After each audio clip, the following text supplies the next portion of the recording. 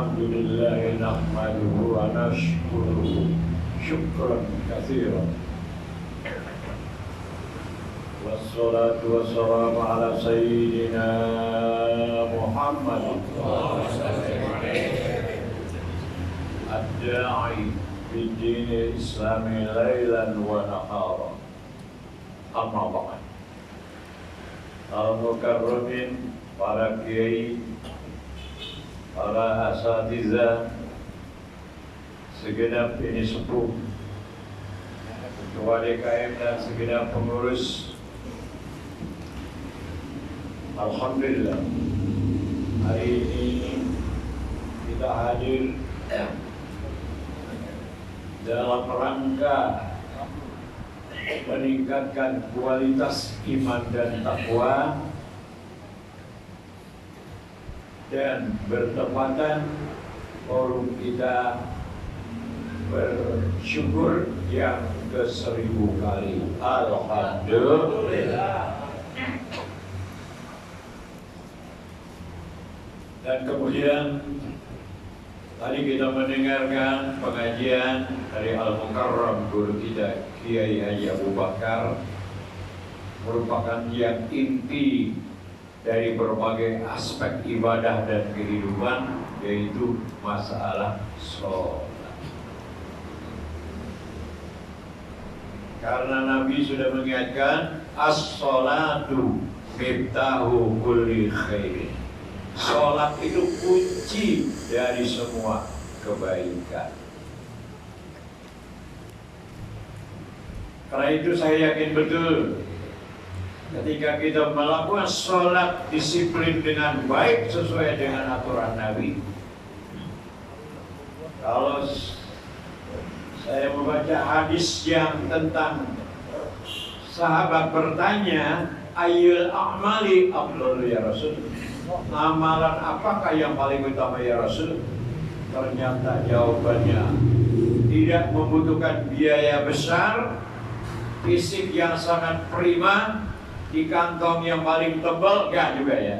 So jawaban Nabi, as-sholatu ala waqtiha, sholat tepat pada waktu. Siapapun, apakah dia pejabat tertinggi seperti presiden, ya seorang direktur, ya kalangan ustadz, atau yang paling rendah ekonominya, kalau bisa sholat tepat pada waktunya dengan disiplin, insya Allah terhindar dari perbuatan yang munkar. Amin ya rabbal alamin. Kalau dia pejabat, nggak korupsi. Kalau dia jadi presiden, kagak sombong. Coba di negeri mana tuh ada presiden sombong banget ya? Kayaknya di Indonesia ya. Ya Zaitun, maksudnya presiden Zaitun, bukan Jokowi, bukan. Ya Allah, ini saudara saya, ini saudaranya Haji Abbas, tuh, ya amal apa saudaranya itu? Panji Gumilang, ya kan ya? Nabi sudah ingetin, shollu kama ra'aitumuni usolli. Sholatlah kalian umatku seperti saya sholat. Gak ada Nabi harus jarang-jarangin kayak musim Covid kemarin. Iya. Tasabbahu tarahamu, sholatlah berhimpit-himpitan dan berkasih sayang. Ini sama Panji Gumilang dijauh-jauhin ya. Jauh-jauhin. Kalau bahasa kamu tahu agak nyata itu dia itu. Perempuan boleh di sebelah, ya kan ya? Kalau iman takwanya semua mantap, tapi kalau dari sekian yang sholat frekuensi imannya lemah, perilakunya rada preman, begitu lagi sholat sebelah ada perempuan, doanya berubah. Ya Allah, semoga listrik ini padam ya Allah. Di sebelah saya ada perempuan, kecium dulu dikit ya. Kan begitu aja ya. Yo, sholat begitu-gituin. Jadi sholat ini melambangkan bahwa manusia tidak boleh ada yang bersifat sombong. Subhanallah. Ketika kita awal mengembangkan takbir, kita angkat tangan dua. Kalau kopral menghadap jenderal kan siap. Kita sama Allah dua. Allah. Kalau kopral sama jenderal harus tegap. Kalau kita sama Allah, lemaskan seluruh anggota tubuh kita. Jadi kalau di sholat kita dijorokin, jatuh ke jenderal. Walaupun dia jago silat yang paling dahsyat, nggak boleh. Allah, begini, saya kan beda, nggak bisa.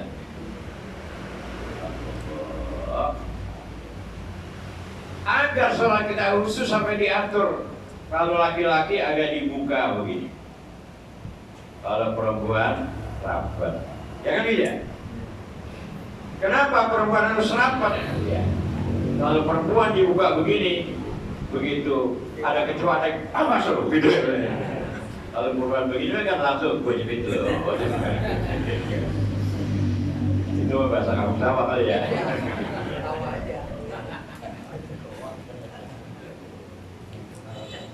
Walaupun dia sehebat apapun kayak Panji Gumilang, tetap kalau sholat harus menatap tempat sujud ke bawah. Gak boleh nggak begini. Sombong amat dia harus sholat. Oh, dia orang banyak duit. Gak bisa. Karena ada kisah itu. Dia baru belajar ketiga. Udah sholat? Belum kiai. Udah sholat. Yang lain udah. Berjamaah hafalannya 27 kata kiainya. Jadi kalau berjamaah gimana? Berjamaah satu imam, yang di belakang takut.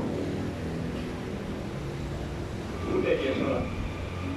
Bismillahirrahmanirrahim. Alhamdulillah. Ini makmumnya di belakang ada angkat kayak tembok. Di tembok ada cecak berantem. Buset, cecak berantem. Ini imam merasa pimpinan, tegur makmumnya, jangan ngomong lu, tak. Kata yang satu lagi, lah itu gua agak ngomong. Baca semua berarti ya. Begitulah kalau belajar agama belum tuntas. Jamaah sekalian yang dimuliakan Allah Subhanahu wa taala, alhamdulillah kita bersyukur ya. Jadi kita seluruh umat Islam sedunia adalah bersaudara. Kalau kita baca surat Al-Hujurat ayat 10 itu, innamal mu'minuna ikhwatun. Semua orang Islam yang beriman itu saudara. Fa aslihu baina akhwaikum, damaikanlah di antara saudara. Jangan cuma karena beda partai agak akun, kan ya? Dia mau kelompok udah partainya. Nah kalau sama-sama Islam bersaudara. Kita bangsa Indonesia berjuang 350 tahun dijajah oleh Belanda, ditambah lagi begitu kejamnya Jepang. Emang dulu ada partai? Tidak ada. Al-Quran wajahidu fi sabilillah bi amwalikum wa anfusikum. 350 tahun memang ada organisasi, walaupun kita Islam dari dulu itu gak ada NU menjelang kemerdekaan, Muhammadiyah, Persis dan lain-lainnya. Jadi Al-Quran dan Sunnah Rasulullah Sallallahu Alaihi Wasallam yang menjadi amalan dan inspirasi kita. Subhanallah, alhamdulillah. Alhamdulillah ini musola ini namanya Al-Akhir. Pilihan berarti kan ya? Yang terbaik, maksudnya pilihan yang terbaik. Dan Nabi sudah sampai ana khiyarun min diyarin. Tapi itu pilihan dari bukan. Jadi yang rajin sholat berjamaah kesini ini memang sudah pilihan Allah calon ahli surga. Orang yang sholat karena Allah tadi itu, ya Allah, gak ada yang sombong sholat. Gak. Kalau saya sholat doa, ya hati-hati doa mah. Apalagi di Mekah itu ya. Ada yang bininya marah banget di teblan ya. Orang bini mudanya namanya Hasanah.